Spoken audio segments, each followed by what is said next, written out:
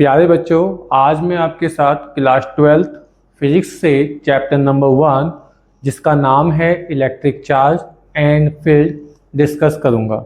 और इस चैप्टर में बहुत सारे इंटरेस्टिंग फैक्ट हैं और बहुत सारे नेचुरल फिनोमेना हैं जिनको हम एक्सप्लेन करेंगे और उनके बेस पर क्वेश्चन आपके कंपटीशन में भी पूछे जाते हैं एज वेल एज आपके बोर्ड एग्ज़ाम में भी पूछे जाते हैं।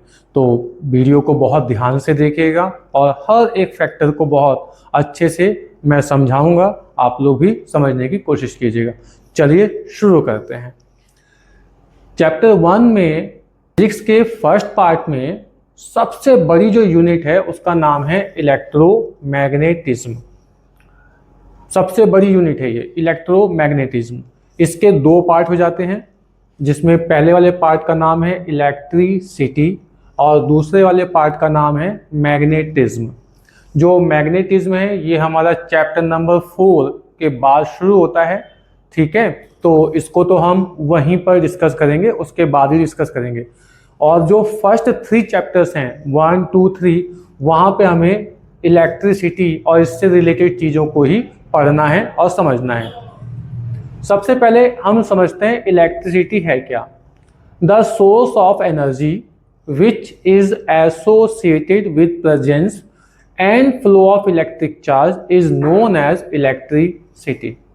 इलेक्ट्रिसिटी क्या है? Is a source of energy जो किसी ऑब्जेक्ट पर प्रेजेंस ऑफ चार्ज को या फ्लो ऑफ चार्ज को रिप्रेजेंट करती है।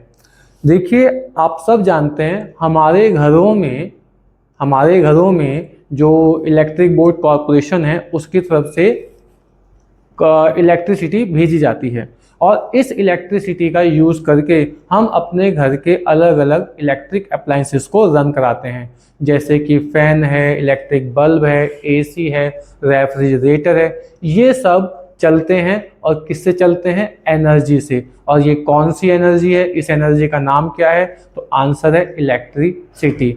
और इसमें होता क्या है? इसमें चार्ज रन करता है, तो चार्ज के रन करने से ये एनर्जी बिल्ड होती है। तो हमें इसी के बारे में इस चैप्टर में बहुत ध्यान से पढ़ना है। चलिए आगे बढ़ते हैं। जो इलेक्ट्रिसिटी है बच्चों, इसके फर्दर 2 पार्ट हो जाते हैं। पहले वाला पार्ट है जिसका नाम है इलेक्ट्रोस्टैटिक्स और दूसरा वाला पार्ट है इसका नाम है इलेक्ट्रोडायनामिक्स। इलेक्ट्रोस्टैटिक्स क्या है? Electrostatic basically branch of physics which deals with the study of property of charge when the charge is in rest or is in static position। जब चार्ज किसी जगह पर रेस्ट में रखा है, जब चार्ज कहीं पर स्टैटिक पोजीशन में है, तो उस समय पर वो जिन जिन प्रॉपर्टीज़ को शो करता है, जिन जिन प्रॉपर्टी को दिखाता है, हम उन सब फिनोमेना को, उन सब प्रॉपर्टीज़ को इलेक्ट्रोस्टैटिक्स के अंदर पढ़ते हैं। जैसे कि 2 चार्ज कहीं पर रखे हुए हैं, अगर वो दोनों अनलाइक हैं तो उनके बीच में फोर्स ऑफ अट्रैक्शन लगेगा। वो दोनों लाइक हैं तो उनके बीच में फोर्स ऑफ रिपल्शन लगेगा। कोई चार्ज अगर कहीं पे रखा हुआ है तो उसके चारों तरफ इलेक्ट्रिक फील्ड बन जाता है।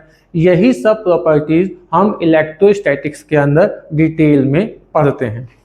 तो वही चीज़ हमने यहाँ पे मेंशन भी किया है, फोर्स ऑफ अट्रैक्शन और repulsion between the charge, electric field and it's intensity और इलेक्ट्रिक पोटेंशियल। ऐसी और भी टर्म्स हैं जिनको हम इलेक्ट्रोस्टैटिक्स के अंदर स्टडी करते हैं। दूसरी जो इसका इलेक्ट्रिसिटी की ब्रांच है वो है इलेक्ट्रोडायनामिक्स, जिसे हम जनरली करंट इलेक्ट्रिसिटी के नाम से जानते हैं। इलेक्ट्रोडायनामिक्स का मतलब है जब चार्ज रन कर जाता है, जब चार्ज मोशन में आता है और उस समय वो जिस प्रॉपर्टी को दिखाता है, उस समय वो जिन प्रॉपर्टी को शो करता है, उसको हम स्टडी करते हैं करंट इलेक्ट्रिसिटी के अंदर। तो the branch of physics which deals with the phenomena when the charge in motion is known as electricity. जब हमारा चार्ज मोशन में है उस समय वो जिन जिन प्रॉपर्टी को दिखाता है, जिन जिन फिनोमेना को रिप्रेजेंट करता है, वो सब हम इस वाली ब्रांच में स्टडी करते हैं। जैसे कि हम सब जानते हैं, तो कॉमन डेफिनेशन है flow of charge is known as electric current, है ना। तो इलेक्ट्रिक करंट है, heating effect of electric current है, magnetic effect of electric current है और इलेक्ट्रोमैग्नेटिक इंडक्शन है। ऐसे कुछ प्रॉपर्टीज ऑफ फिनोमेना को हम करंट इलेक्ट्रिसिटी के अंदर डिटेल में पढ़ते हैं। बच्चों, इलेक्ट्रिसिटी के बारे में ऐसा कहा जाता है कि विलियम गिलबर्ट ने हमें बताया था। तो इसकी डिस्कवरी में या इसको इन्फॉर्म करने के बारे में विलियम गिलबर्ट का नाम आता है। तो मैं उम्मीद करता हूँ ये सारी बातें आपको समझ में आई होंगी और जैसे से हम आगे बढ़ेंगे और भी बहुत सारी चीज़ें रिवील होंगी। चलिए, सबसे पहले हम बात करते हैं history of charge. History of charge मतलब चार्ज के बारे में सबसे पहले हमें कहाँ से पता लगा या किसने इसके बारे में सबसे पहले बताया, चलिए जानते हैं। 600 BC में एक फिलोसफर हुए, उनका नाम था थेल्स। थेल्स ने अंबर को सिल्क के ऊपर रब किया। He noticed as he rubbed amber on the silk, amber rod able to lift bits of paper like light object। मतलब जब उन्होंने अंबर को सिल्क क्लॉथ के ऊपर रखा तो उन्होंने देखा कि रॉड के अंदर एक पावर आ गई, रॉड के अंदर एक एफिशिएंसी आ गई कि वो जो लाइट ऑब्जेक्ट होते हैं ना, जैसे बिट्स ऑफ पेपर, इस तरह के जो हल्के ऑब्जेक्ट होते हैं, उनको लिफ्ट करने की इसके अंदर क्या आ गई, टेंडेंसी आ गई, इसके अंदर पावर आ गई। इट मीन्स इसके अंदर एक नया फोर्स आ गया। इस फोर्स से पहले हमें सिर्फ और सिर्फ ग्रेविटेशनल फोर्स के बारे में नॉलेज थी, ठीक है। जब उन्होंने इसको रब किया, बिट्स ऑफ पेपर के पास लेके गए तो बिट्स ऑफ पेपर इसके साथ चिपक गया, और जब उन्होंने इसको ऐसे लिफ्ट किया तो बिट्स ऑफ पेपर इसके साथ चिपका हुआ था। यहाँ पे इंटरेस्टिंग बात यह है कि at that time bits of paper, वो जो पेपर का पीस है उस पर ग्रेविटेशनल फोर्स लग रहा है, स्टिल पेपर नीचे नहीं आ रहा, उसके साथ स्टिक है। इट मीन्स पेपर और रॉड के बीच में जो फोर्स लग रहा है वो ग्रेविटेशनल फोर्स से बहुत स्ट्रांग है, बहुत ज़्यादा पावरफुल है। तो उस दिन हमें एक नए फोर्स के बारे में भी जानकारी हुई। वी विल कंटिन्यू और डिस्कस अबाउट दिस। सिमिलरली उन्होंने गिलास रॉड को सिल्क क्लॉथ के ऊपर रब किया and he notice the same pattern. उन्होंने जब गिलास रॉड को सिल्क क्लॉथ के ऊपर रब किया तो बिट्स ऑफ पेपर और इसी तरह के जो लाइट ऑब्जेक्ट हैं, जब वो उनके पास उसको लेकर के गए तो वो भी इसके साथ स्टिक हो गए। तो ये जो गिलास रॉड है, ये जो अंबर की रॉड है, इस पर ये जो प्रॉपर्टी है ये तब आई है जब रब किया गया, कुछ अप्लाई किया गया, रबिंग की गई, तो उन्होंने इस प्रॉपर्टी का नाम रखा चार्ज। बिकॉज समथिंग अप्लाई करने को चार्ज भी कहा जाता है। जैसे एक वर्ड आपने सुना होगा ना, लाठी चार्ज, इट मीन्स लाठी अप्लाई कर दो, ठीक है। तो वहीं से इसका ऐसा कहा जाता है कि वहीं से इसका नाम क्या पड़ गया, चार्ज पड़ गया। तो उन्होंने इस प्रॉपर्टी का नाम क्या रखा, चार्ज रखा। आई होप यहाँ तक की बात समझ में आई होगी, ठीक है, और आपको इसकी हिस्ट्री की थोड़ी सी नॉलेज हुई। आगे कंटिन्यू करते हैं। लेटर ऑन इन्होंने क्या किया, अंबर की ना 2 रॉड ली और दोनों रॉड को चार्ज किया। दोनों रॉड को चार्ज करने के बाद दोनों को थ्रेड के साथ टाइटली बांधा और बिट्स ऑफ पेपर के पास लेके गए। तो उन्होंने देखा कि बिट्स ऑफ पेपर बहुत तेजी से अट्रैक्ट हो गए। तो क्या बोलते हैं, उन्होंने इसका आंसर दिया कि इट मीन्स ये जो चार्ज है ये ऐड हो गए। अब उन्होंने क्या किया, जो गिलास रॉड है ना, इसकी भी 2 रॉड ली, दोनों को चार्ज किया, थ्रेड के साथ टाइटली बांधा और बिट्स ऑफ पेपर के पास लेके गए। तो बिट्स ऑफ पेपर और तेजी से अट्रैक्ट हो गए।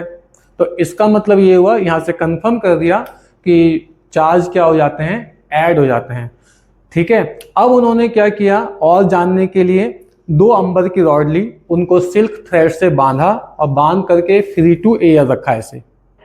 जब वो उनको पास लाने की कोशिश करते हैं, दोनों अंबर की रॉड हैं, जब पास लाने की कोशिश करते हैं तो दे ट्राई टू रिपेल। तो उन्होंने इसका मतलब ये निकाला कि जो अंबर पे चार्ज आया है ये एक दूसरे को क्या करता है, रिपेल करता है। अब उन्होंने गिलास की रॉड ली और गिलास की रॉड को गिलास की 2 रॉड ली और उसको भी ऐसे ही थ्रेड से बांधा और फ्री टू एयर किया, तो ये भी एक दूसरे को क्या कर रही हैं, रिपेल कर रही हैं। तो उन्होंने कहा कि गिलास पर भी जो चार्ज आता है ये भी एक दूसरे को क्या करता है, रिपेल करता है। अब उन्होंने एक रॉड ली अंबर की और एक रॉड ली गिलास की, ठीक है, और इन दोनों रॉड को भी थ्रेड से ऐसे बांधकर फ्री टू जब एयर किया, ठीक है, और जब पास लाने की कोशिश की तो दे ट्राई टू अट्रैक्ट, अब ये अट्रैक्ट कर रहे हैं। तो यहां पर आकर के थेल्स सजेस्ट करते हैं कि इट मीन्स चार्ज 2 तरह का है, जो अंबर जैसे मटेरियल हैं उन पे अलग तरह का चार्ज आता है और जो गिलास जैसे मटेरियल हैं उन पे अलग तरह का चार्ज आता है।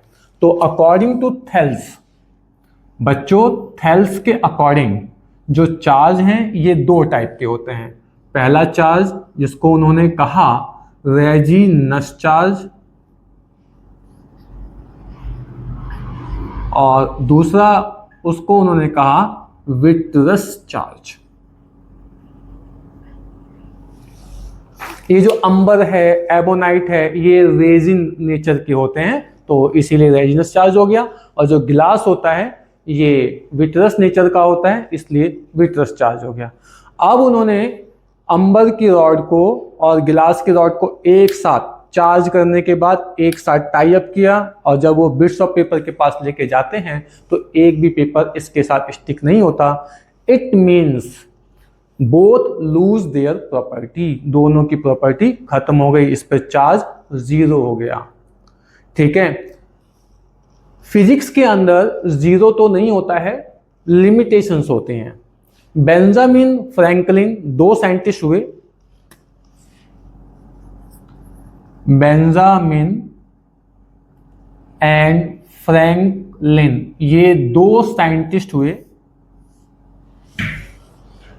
इन्होंने सजेस्ट किया कि मैथ में 0 होता है जब सेम क्वांटिटी में प्लस और माइनस की चीजें होती हैं और उन्हें जब हम ऐड करते हैं तो आंसर 0 आता है।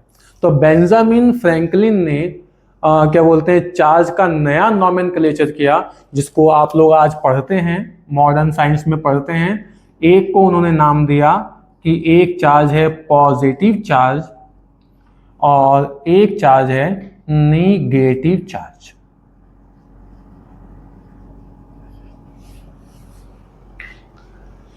ओके, तो आई होप यहाँ तक आपको चार्ज की हिस्ट्री के बारे में कुछ थोड़ा बहुत समझ में आया होगा। मटेरियल के ऊपर चार्ज आ जाता है ये हमने हिस्ट्री में सीखा।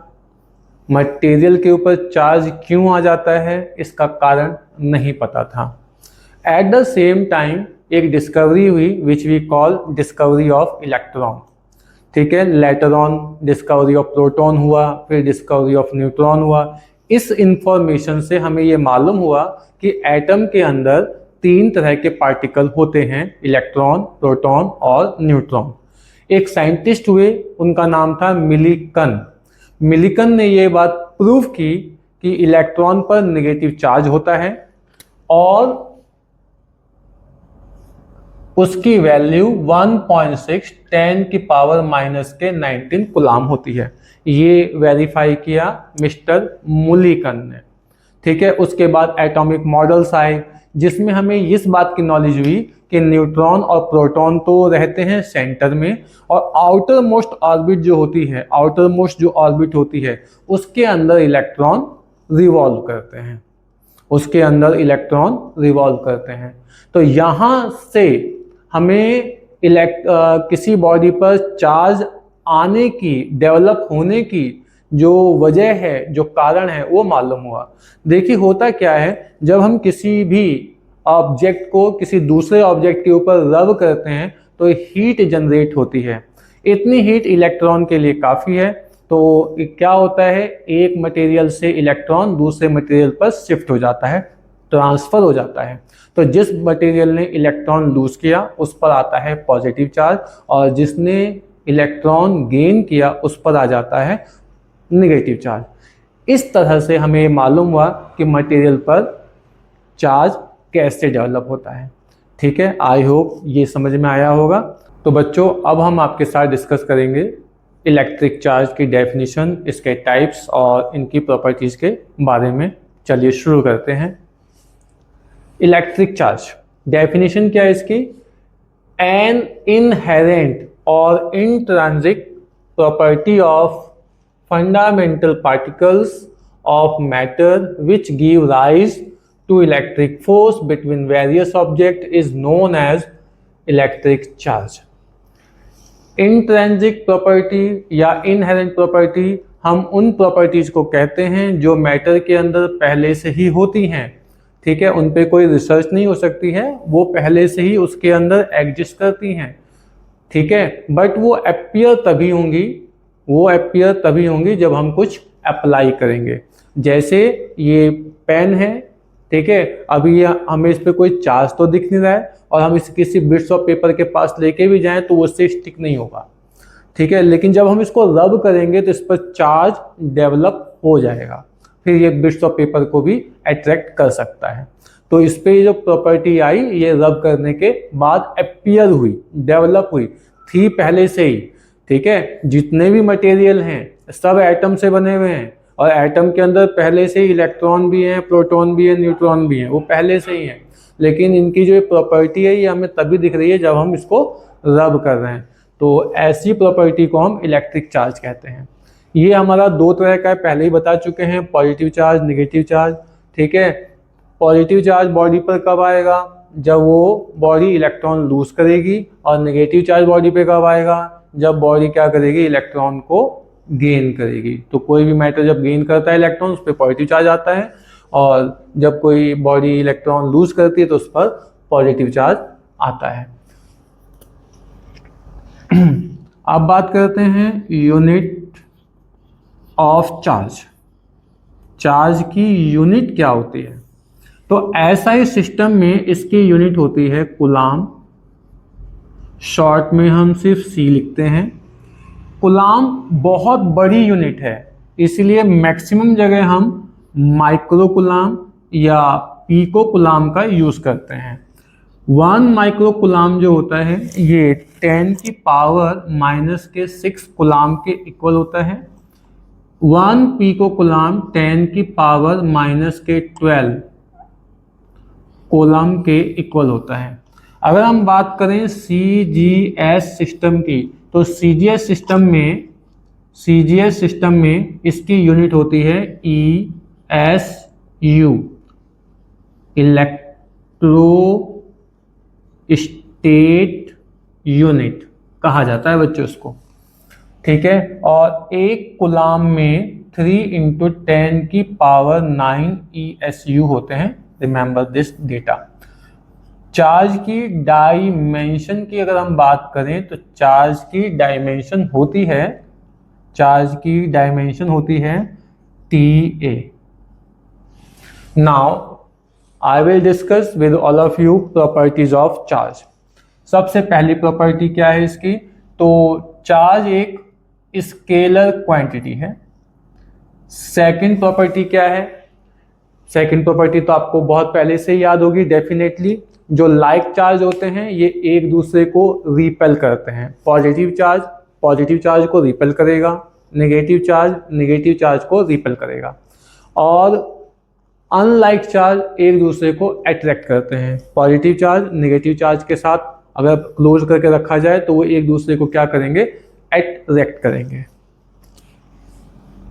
थर्ड प्रॉपर्टी है जिसको कहा जाता है बच्चों एडिटिव प्रॉपर्टी।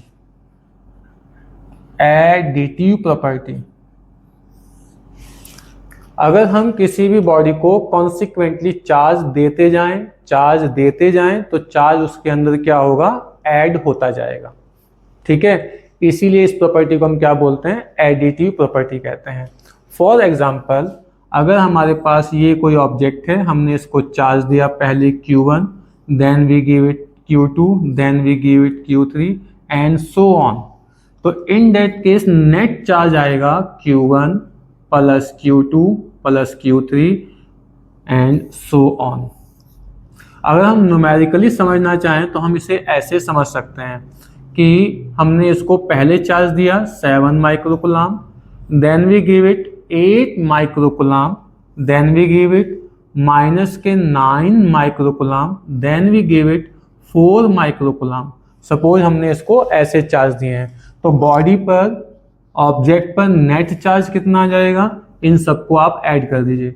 -9 +4 +8 +7, तो इन सबको ऐड करेंगे तो 7 और 8 हो गया 15, 19, इसमें से -9 करेंगे तो 10 microcoulomb net charge on the body होगा।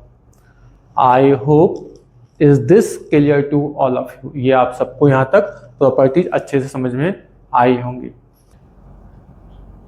अब हम आपके साथ नेक्स्ट प्रॉपर्टी डिस्कस कर रहे हैं जिसका नाम है बच्चों क्वांटाइजेशन ऑफ चार्ज।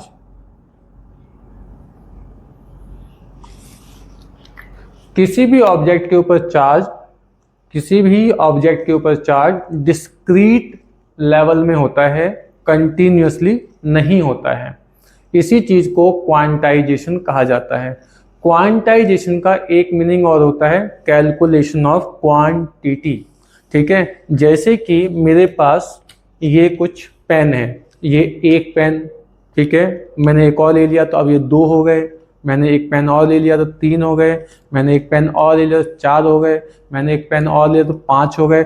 तो हम क्या कर रहे हैं, ये क्वांटिटी गिन रहे हैं। तो ये हमने क्या किया, क्वांटाइज कर लिया कि हमारे पास 5 पेन है। हम यहाँ पे ऐसे नहीं बोल रहे हैं कि मेरे पास आधा पेन है ना, मेरे पास 2.5 पेन है, मेरे पास 3.5 पेन है। हम ऐसे वर्ड यूज नहीं कर रहे, जो काउंट कर रहे हैं पूरा काउंट कर रहे हैं। तो जब हम किसी भी वैल्यू को इंटीग्रल फॉर्म में काउंट करते हैं तो उसे डिस्क्रीट कहा जाता है। और अगर हम क्या बोलते हैं, without any separation, without any gap count करते हैं तो उसे कंटिन्यूस कहा जाता है। मैं ना एक एग्जांपल और देके आपको समझाता हूँ। देखिएगा, हमने यहाँ पे कुछ नंबर लिखे 1 2 3 4 एंड सो ऑन, और भी नंबर होंगे। तो अगर हम ये कहें कि 1 के बाद 2 आया, 2 के बाद 3 आया, तो ऐसा नहीं है। अगर आप रियल नंबर की बात कर रहे हो, रियल नंबर के बारे में बात कर रहे हो, तो 1 के बाद 2 नहीं आता, 1 के बाद 1.1 आता है, फिर इसकी सीरीज चलेगी 1.1 1.2 1.3 एंड सो ऑन। फिर इस 1.1 की भी सीरीज चलेगी, वही 1.11 1.12 1.13 ऐसे, फिर 1.2 की भी इसी तरह सीरीज चलेगी 1.21। तो 1 और 2 के बीच में अगर हम देखें तो बहुत सारे नंबर हैं। 1 के ठीक बाद 2 नहीं है, लेकिन 1 के ठीक बाद 2 और 3 तभी आएगा जब हम क्या करेंगे, इंटीग्रल वैल्यू के फॉर्म में काउंट करेंगे। आई होप कंटिन्यूस और डिस्क्रीट का मीनिंग अच्छे से समझ में आया होगा। तो किसी भी मटेरियल के ऊपर जो चार्ज होता है वो डिस्क्रीट वैल्यू के फॉर्म में होता है, कंटिन्यूस नहीं होता। ठीक है, पहला तो ये याद रखना है। दूसरा, क्वांटाइजेशन को हम डिफाइन कैसे करें। ठीक है, तो इसकी डेफिनेशन आती है कि charge on a body is integral multiple of fundamental particle charge is known as quantization of charge. किसी भी मटेरियल पर जो चार्ज आता है वो बेसिक फंडामेंटल पार्टिकल के चार्ज का इंटीग्रल मल्टीपल होता है। अब ये बेसिक फंडामेंटल चार्ज पार्टिकल कौन सा है भाई, तो ये चार्ज पार्टिकल कोई और नहीं, ये है इलेक्ट्रॉन। ठीक है, तो किसी भी बॉडी पर जो चार्ज की वैल्यू होती है Q बराबर NE लिखी जाती है। Q is equal to NE, जहां N कोई भी पॉजिटिव इंटीजर होगा, मीन्स 1 2 3 4 एंड सो ऑन। और E के बारे में तो बताया ही था, 1.6 10 की पावर -19 कूलम। ठीक है, अगर किसी मटेरियल पर 1 कूलम चार्ज है, किसी भी बॉडी पर, किसी भी मटेरियल पर अगर हम ये मान लें कि 1 कूलम चार्ज है, तो चलिए जानते हैं 1 कूलम चार्ज को बनाने में कितने इलेक्ट्रॉन खर्च हुए होंगे। तो हमें पता है Q बराबर होता है NE। Q की जगह वैल्यू रखेंगे 1, N is equal to N into E की वैल्यू रखेंगे 1.6 10 की पावर -19। यहाँ से n आएगा 1.6 10 की पावर माइनस का 19। इसे थोड़ा सा सिंप्लीफाई करेंगे, सिंप्लीफाई करने पर हमें मिलेगा 6.25 10 की पावर 18। बच्चों मैंने यहाँ पे सिर्फ चार्ज का मैग्नीट्यूड यूज किया है क्योंकि मुझे, ठीक है, n की वैल्यू जाननी थी, उसका मैग्नीट्यूड जानना था। ठीक है, तो n इक्वल टू इतना आया। इट मीन्स किसी बॉडी पर अगर 1 कूलम चार्ज है तो इसका मतलब उसके पास इतने इलेक्ट्रॉन ट्रांसफर हुए हैं, या तो उसने लिए हैं या तो उसने दिए हैं। अगर पॉजिटिव चार्ज है, 1 कूलम पॉजिटिव चार्ज है तो इतने इलेक्ट्रॉन लूज किए होंगे, और अगर 1 कूलम नेगेटिव चार्ज है तो इतने इलेक्ट्रॉन गेन किए होंगे। इसीलिए मैंने कहा था कि कूलम एक बहुत बड़ी यूनिट है। तो आई होप ये क्वांटाइजेशन ऑफ चार्ज बहुत अच्छे से क्लियर हुआ होगा। नेक्स्ट प्रॉपर्टी है बच्चों इसकी, fifth property, charge is invariant to speed. Charge invariant to speed मतलब चार्ज स्पीड के साथ साथ वेरी नहीं करता है। चार्ज स्पीड के साथ साथ वेरी नहीं करता है। अगर किसी बॉडी पर चार्ज है और वो बॉडी मोशन में आ जाए तो ना तो चार्ज की वैल्यू इंक्रीज होगी और ना चार्ज की वैल्यू डिक्रीज होगी। नेक्स्ट प्रॉपर्टी है चार्ज के बारे में, किसी भी बॉडी पर चार्ज विदाउट मास एग्जिस्ट नहीं करता है। मतलब अगर किसी भी बॉडी के ऊपर चार्ज है तो इट्स क्लियर, ये क्लियर है कि उसके ऊपर मास भी होगा। अगर उसके ऊपर मास नहीं है तो हम चार्ज के बारे में कोई बात नहीं कर सकते। ठीक है, तो एक ये प्रॉपर्टी याद रखना है। तो these are some basic properties of charge. I hope is all the properties are clear to all of you. जी बच्चों, हमारे नेक्स्ट टॉपिक हैं कंडक्टर्स, इंसुलेटर्स और सेमीकंडक्टर। अब हम इनके बारे में ध्यान से और डिटेल में समझते हैं और सुनते हैं। सबसे पहले बात करते हैं conductors. Those material which allow passes of charge easily is known as conductor. ऐसे मटेरियल जिनके अंदर से चार्ज बहुत आराम से इजी मोड पर फ्लो हो जाता है उन्हें हम कंडक्टर्स कहते हैं। इंसुलेटर ये वो मटेरियल हैं जिनके अंदर से चार्ज बिल्कुल भी फ्लो नहीं कर पाता। Those material which do not allow passage of charge is known as insulator. जिनके अंदर से चार्ज बिल्कुल भी पास नहीं होगा उन्हें इंसुलेटर कहा जाता है। एंड सेमीकंडक्टर जो होते हैं इनके अंदर कंडक्टर और इंसुलेटर के बीच की प्रॉपर्टी होती है। ना तो इनके अंदर ऐसी प्रॉपर्टी है कि हम इन्हें कंडक्टर कह सकें और ना तो इनके अंदर ऐसी प्रॉपर्टी है कि हम इन्हें इंसुलेटर कह सकें। अगर हम कंडक्टर्स के एग्जाम्पल की बात करें तो all the metals are good conductor of electricity means flow of charge. alloys are the also the example of conductors। और एक नॉन मेटल है उसे भी हम इसी कैटेगरी में रखते हैं कंडक्टर की, दैट इज ग्रेफाइट। इंसुलेटर की बात करें तो इसके एग्जाम्पल में आता है ड्राई वुड, सूखी हुई लकड़ी, प्लास्टिक, रबर एंड ग्लास। इसी तरह के मटेरियल इंसुलेटर में आते हैं। और सेमीकंडक्टर की अगर हम बात करें तो इसमें दो एग्जाम्पल सबसे कॉमन होते हैं, जर्मेनियम एंड सिलिकॉन। ऐसा कहा जाता है कि जो मटेरियल कंडक्टर हैं जिन्हें हम कंडक्टर कह रहे हैं उनके पास 10 की पावर 28 पर मीटर क्यूब फ्री इलेक्ट्रॉन होते हैं। इतने सारे फ्री इलेक्ट्रॉन होते हैं इनके पास, इसीलिए ये इलेक्ट्रिसिटी को बहुत अच्छे से कंडक्ट कर पाते हैं। इनके पास इतने सारे फ्री इलेक्ट्रॉन नहीं होते। और सेमीकंडक्टर के पास ना तो इतने कम इलेक्ट्रॉन हैं कि हम उन्हें इंसुलेटर कहते और ना इतने ज़्यादा हैं कि हम उन्हें कंडक्टर कह सकें। मैं हल्का सा इसको ना आपको बैंड थ्योरी के बेस पर एक्सप्लेन करता हूँ, यहाँ ध्यान देना बच्चों। बैंड थ्योरी ये कहती है कि मटेरियल के अंदर दो बैंड होते हैं, एक को कहा जाता है वैलेंस बैंड और एक को कहा जाता है कंडक्शन बैंड। इस तरह से दो बैंड होते हैं। जब बात करते हैं कंडक्टर की तो कंडक्टर में क्या होता है बच्चों, जो कंडक्शन बैंड है और जो वैलेंस बैंड है ये एक दूसरे को ओवरलैप करके रखता है। मतलब हम ये कह सकते हैं कि कंडक्शन बैंड और वैलेंस बैंड एक ही है। तो यहाँ पे होता ये है कि वैलेंस बैंड के सारे इलेक्ट्रॉन कंडक्शन बैंड में अवेलेबल होते हैं।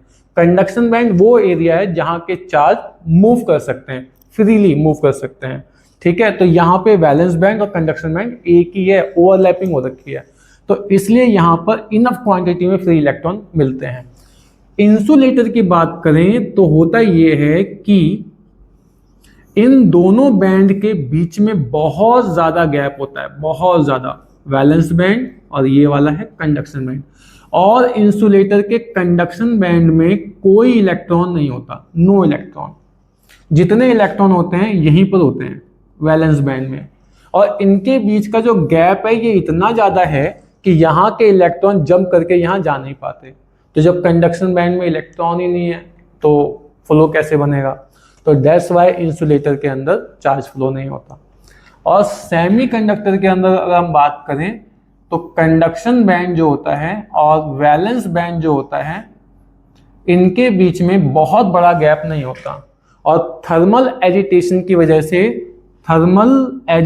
वजह से मतलब रूम टेम्परेचर की हीट, इसकी वजह से यहाँ से कुछ इलेक्ट्रॉन जंप करके यहाँ पहुंच जाते हैं। बट कंडक्शन एरिया में इतने इलेक्ट्रॉन नहीं हो पाते कि they can conduct electricity. That's why अब आपको समझ में आया होगा इसे हमने सेमीकंडक्टर क्यों कहा हुआ है। आई होप ये तीनों टॉपिक आपको अच्छे से समझ में आए होंगे। बच्चों अब हम नेक्स्ट टॉपिक डिस्कस करेंगे जिसका नाम है comparison between charge and mass.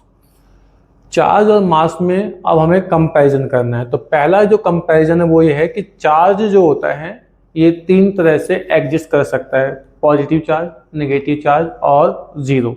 जैसे जो बॉडी न्यूट्रल होती हैं, जैसे न्यूट्रॉन है उस पर कोई चार्ज नहीं होता, ठीक है, तो उस पर जो चार्ज की वैल्यू है वो जीरो होती है। मास जो होता है ये ऑलवेज पॉजिटिव होता है, हमने कभी नहीं सुना होगा कि माइनस का 2 किलोग्राम चार्ज होता है, ठीक है। सेकेंड पॉइंट है does not depend on velocity, does not depend on velocity. ये जो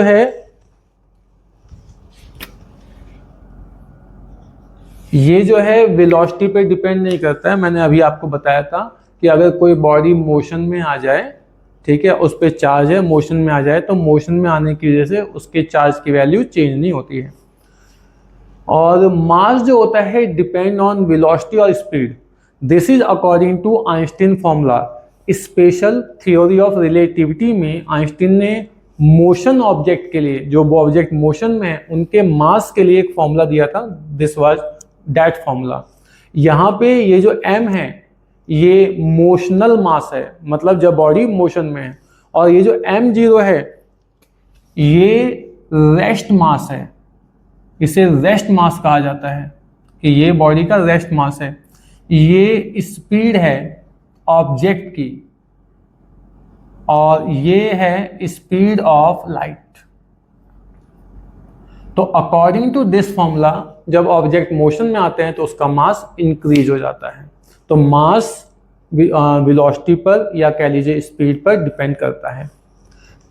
third one is charge always quantize. Charge जो होता है वो क्वांटाइज है, हमने अभी पढ़ा ना टॉपिक क्वांटाइजेशन ऑफ चार्ज। और मास का जो है अभी तक भी हमें पता नहीं है कि मास क्वांटाइज है भी या नहीं, इसलिए हमने लिखा yet to be established. Next है चार्ज ऑलवेज कंजर्व। चार्ज हमेशा कंजर्व रहता है, जबकि मास जो होता है ये हमेशा कंजर्व नहीं रहता। मास not conserved, mass always conserve नहीं होता, ठीक है। मास अलग अलग फॉर्म में कन्वर्ट हो जाता है। जैसे हम किसी लकड़ी को अगर आग लगा दें, ठीक है, तो आग लगाने पर उसका मैक्सिमम मास जो होता है वो हीट एनर्जी में कन्वर्ट हो जाता है। तो इसी तरह से क्या बोलते हैं, हम एनर्जी को मास में भी कन्वर्ट कर सकते हैं। तो इसलिए हम कहते हैं कि मास हमारा कंजर्व नहीं रहता है। नेक्स्ट है जो क्या बोलते हैं चार्ज के बीच में फोर्स लगता है ये अट्रैक्टिव और रिपल्सिव हो सकता है। मास के बीच में जो फोर्स लगता है इट वाज ऑलवेज अट्रैक्टिव, ये हमेशा अट्रैक्टिव ही होता है, ये कभी रिपल्सिव नहीं होता। नेक्स्ट टॉपिक है हमारा law of conservation of charge. Law of conservation of charge ये क्या कहता है भाई? According to this total charge on a system remain constant। किसी भी सिस्टम पर जो टोटल चार्ज होता है वो हमेशा कांस्टेंट रहता है, हमेशा। इसे ना एक एक्टिविटी से करके समझाते हैं। मान लीजिए हमारे पास दो ऑब्जेक्ट हैं ए एंड बी, ठीक है। इनिशियली इस पर कोई चार्ज नहीं है, जीरो है, और इस पे भी चार्ज कितना है, जीरो है। अब हमने क्या किया, इसको रब किया, रबिंग करने के बाद हमने ये माना कि इसके 10 इलेक्ट्रॉन इसके पास आ गए। अगर इसके 10 इलेक्ट्रॉन इसके पास आए हैं तो इसने 10 इलेक्ट्रॉन लूज किए हैं, तो इस पे 10 इलेक्ट्रॉन के बराबर पॉजिटिव चार्ज आएगा। इसने 10 इलेक्ट्रॉन गेन किए हैं तो इसके पास 10 इलेक्ट्रॉन के बराबर नेगेटिव चार्ज आएगा। तो अगर हम आफ्टर प्रोसेस इसका नेट चार्ज कैलकुलेट करें तो वो क्या आता है, जीरो आता है। और बिफोर प्रोसेस भी नेट चार्ज कितना आता है, जीरो आता है। तो ये एक्टिविटी इस बात को प्रूव कर रही है कि total charge on a system remain constant. This is the statement of law of conservation of charge. I hope ये लॉ अच्छे से क्लियर हो गया होगा। नेक्स्ट है मेथड ऑफ चार्जिंग, या कह लीजिए method of developing of charge on a body. इसके हमारे पास 3 तरीके हैं। 3 तरीके से हम किसी भी बॉडी को चार्ज कर सकते हैं, उस पर डेवलप कर सकते हैं चार्ज को। पहला है बाई फ्रिक्शन, सेकंड है बाई इलेक्ट्रोस्टैटिक इंडक्शन, और थर्ड है बाई कंडक्शन, ठीक है। मेथड ऑफ चार्जिंग में हमारा पहला मेथड है जिसका नाम है बाई फ्रिक्शन और फ्रिक्शनल चार्ज।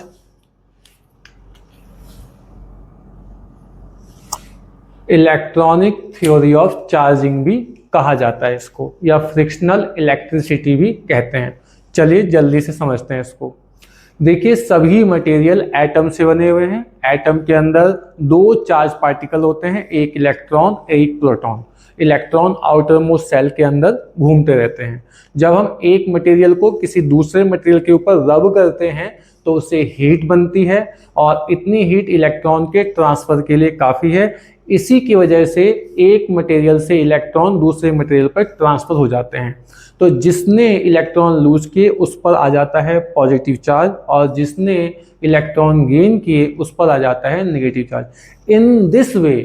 इन दिस वे दोनों बॉडी पर अलग अलग नेचर का चार्ज डेवलप हो जाता है। फैराडे ने अलग अलग मटेरियल को लेकर के, ठीक है, उनके पेयर को लेकर के रबिंग करके उन पे चार्ज जानने की कोशिश की और एक सीरीज बनाई। ये सीरीज आप बोर्ड पर देख सकते हैं, जिसकी स्टार्टिंग फर से होती है और एंड किया जाता है एबोनाइट पर, ठीक है। और वो इस सीरीज के बारे में बताते हैं कि इसमें से आप कोई भी 2 पेयर चूज कर लीजिए। जो इस सीरीज में पहले नंबर पे आएगा उस पर आएगा पॉजिटिव चार्ज और लेटर वन पे आएगा नेगेटिव चार्ज। फॉर एग्जाम्पल मैंने गिलास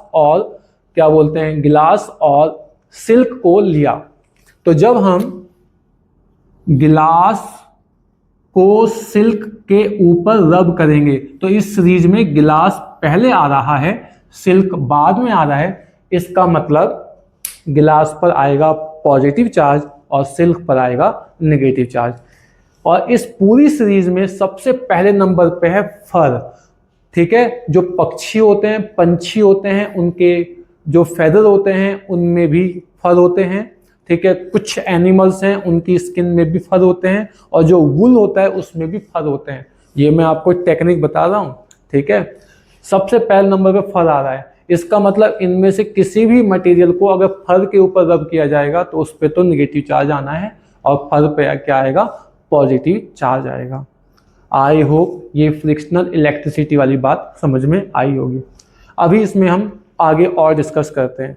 देखिए जब ये रबिंग होती है तो एक पे आ जाता है पॉजिटिव चार्ज और दूसरी बॉडी पर आ जाता है नेगेटिव चार्ज, और हम सब जानते हैं पॉजिटिव और नेगेटिव चार्ज आपस में एक दूसरे को अट्रैक्ट करते हैं, वहाँ पे फोर्स ऑफ अट्रैक्शन काम करता है, ठीक है। इसी वजह से सम टाइम कुछ पार्टिकल्स आपस में चिपक जाते हैं, उनमें बाइंडिंग हो जाती है, बॉन्डिंग हो जाती है। इस बॉन्डिंग को यहां पर कहा जाता है, इसे याद रखेंगे, इलेक्ट्रोस्टैटिक क्लिंग। जैसे हम जब चौक से बोर्ड के ऊपर लिखते हैं तो चौक के पार्टिकल बोर्ड के साथ चिपक जाते हैं, ठीक है, वो पार्टिकल चौक के साथ वापस नहीं आते, वहीं चिपक जाते हैं। तो this is due to electrostatic cling. जब हम अपने कपड़े पहनते हैं तो जो हमारे अंडर गारमेंट होते हैं स्पेशली वो हमारी बॉडी के साथ स्टिक हो जाते हैं, क्योंकि जब हम पहनते हैं उनको तो रबिंग करते हुए चलते हैं, तो वो भी हमारी बॉडी से स्टिक हो जाते हैं। This is due to electrostatic cling. ये भी इलेक्ट्रोस्टैटिक क्लिंग की वजह से होता है, ठीक है। कई बार हम क्या बोलते हैं, किसी कर्टेन के पास खड़े हैं और कर्टेन हमारी बॉडी से बार बार रब कर रहा है, तो एक सर्टेन मोमेंट पे वो कई बार हमसे चिपक जाता है, तो this is due to electrostatic cling. ये भी इलेक्ट्रोस्टैटिक क्लिंग की वजह से होता है। जब हम नट में किसी बोल्ट को लगा करके कसते हैं, जब उसे घुमाते हैं तो घुमाने के बाद वो उसके साथ स्टिक हो जाता है। This is also due to electrostatic cling. ये सब इलेक्ट्रोस्टैटिक क्लिंग की वजह से होता है। जो क्लाउड होते हैं, क्लाउड के बीच में कई बार थंडरिंग होती है तो हमें इलेक्ट्रिक क्या बोलते हैं, लाइटनिंग देखने को मिलती है। तो उनकी सरफेस पे जो चार्ज डेवलप होता है वो भी फ्रिक्शन की वजह से होता है। देखिए जब क्लाउड बना, ठीक है, तो एयर की वजह से वो मोशन करना शुरू करता है, उसमें मोशन आ जाती है।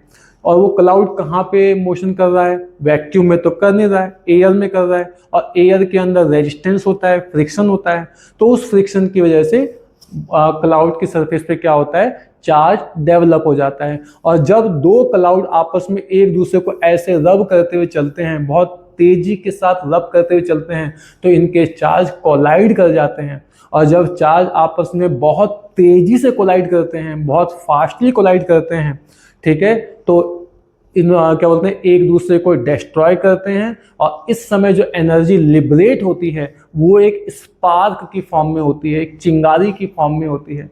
बच्चों आपने देखा होगा, अगर हम दो पत्थर लें, उन्हें आराम आराम से रब करें तो वहाँ पे कोई स्पार्क नहीं आता, लेकिन अगर हम दो पत्थरों को लेके बहुत तेजी से रब करें तो वहाँ पे स्पार्क आता है, वहाँ पे एक चिंगारी, एक चमक आती है, ठीक है। इसी तरह से क्या बोलते हैं, जब हम कंबल को क्या बोलते हैं फोल्ड करते हैं या वुलन क्लोथ को अपने ऊपर से वियर ऑफ करते हैं, ठीक है, तो उसमें से भी तड़ तड़ तड़ ऐसी कुछ आवाज़ आती है। और अगर ये काम हम अंधेरे में कर रहे हैं जहाँ लाइट कम है, तो हमें अपने वुलन क्या बोलते हैं कंबल के अंदर से या वुलन क्लोथ के अंदर से स्पार्क भी दिखाई देता है।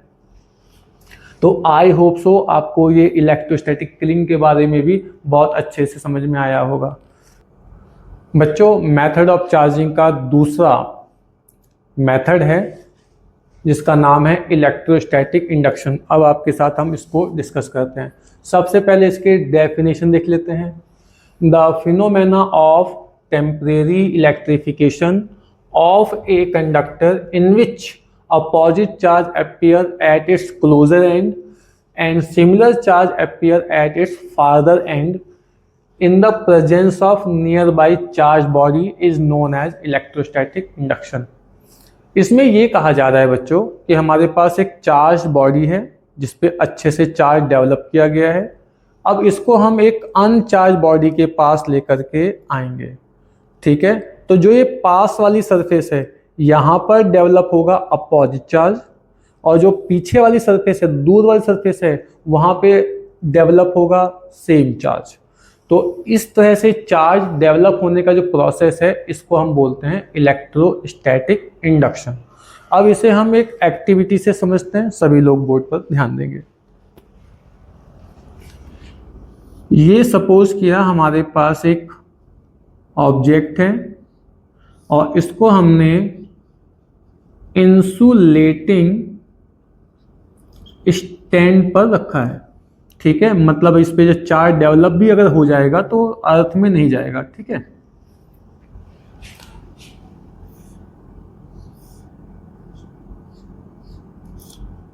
अब हम इसके पास एक चार्ज बॉडी को लेकर के आते हैं। इसके बहुत ज़्यादा क्लोज एक चार्ज बॉडी को लेकर के आएंगे। टच नहीं कराना है, क्लोज लेकर के आना है। तो हम सब जानते हैं जितने मटेरियल हैं एटम से बने हैं, एटम के अंदर इलेक्ट्रॉन हैं जो कि नेगेटिव चार्ज हैं और प्रोटॉन हैं जो कि पॉजिटिव चार्ज हैं। तो ये पॉजिटिव चार्ज क्या करेगा, अपने बराबर नेगेटिव चार्ज को अट्रैक्ट करेगा, जिससे इस सरफेस पर नेगेटिव चार्ज डेवलप हो जाएगा और पॉजिटिव चार्ज को रिपेल करेगा, जिसकी वजह से इस सरफेस पर सेम अमाउंट में पॉजिटिव चार्ज डेवलप हो जाएगा। तो आप देख रहे हैं इस ऑब्जेक्ट के ऊपर चार्ज डेवलप हो गया है। तो इस तरह का चार्ज डेवलपमेंट को हम इलेक्ट्रोस्टैटिक इंडक्शन कहते हैं। ये एक टेम्परेरी प्रोसेस है। अगर मैं इसको यहाँ से रिमूव कर देता हूँ तो ये बिकम डिस्पर्स हो जाएंगे और अगेन ऐसे ही बन जाएंगे। ठीक है, अब क्वेश्चन आता है कि क्या हम इस मेथड का यूज करके किसी भी बॉडी को परमानेंट चार्ज कर सकते हैं क्या? तो आंसर है यस, हम किसी भी बॉडी को परमानेंट चार्ज कर सकते हैं इस मेथड का यूज करके। ठीक है, कैसे? तो उसके लिए हमें क्या करना है, जो हमारा दूसरा ऑब्जेक्ट है इसे हमें अर्थ के साथ कनेक्ट करना होगा।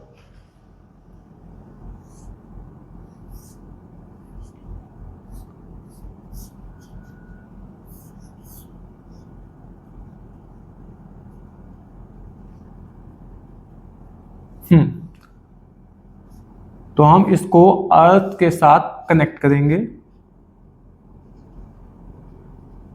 तो अर्थ से इलेक्ट्रॉन आएंगे और यहाँ जो पॉजिटिव चार्ज था उसको न्यूट्रलाइज कर देंगे।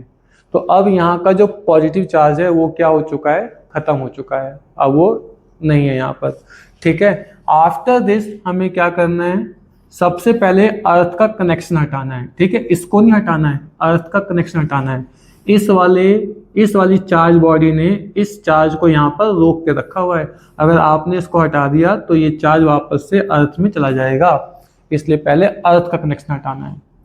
तो हमने क्या किया, अर्थ का कनेक्शन यहाँ से हटा दिया।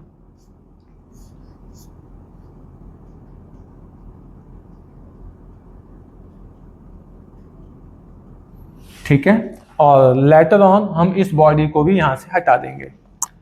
तो जब हम इस बॉडी को भी यहाँ से हटा देंगे तो we get a charge body.